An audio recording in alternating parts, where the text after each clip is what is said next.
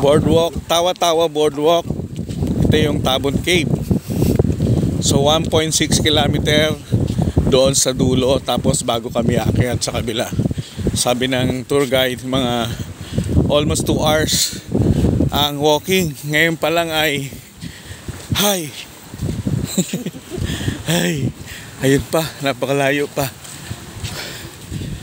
Huwag sana sumakit ang tuhod. Pastor Nestor, huwag sana sumakit ang tuhod, papasanin mo ako. Oo, papasanin ka namin. Tumutunog pa naman. Tanda namin pagmamahal sa aming Pangulo. Ayan o, napakahaba pa yan, 1.6 kilometers doon sa dulo bago akit sa taas sa kabila ng daan. Wala na raw itong balikan. Parang commitment to sa Lord. Pag sinimulan mo, dapat tatapusin. Oh, hallelujah.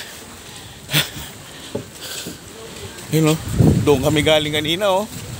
Doon kami naligo. Doon sa Sidanao Island. Ayan. Ito si Pastor Jerry tsaka si Ate Wilmy.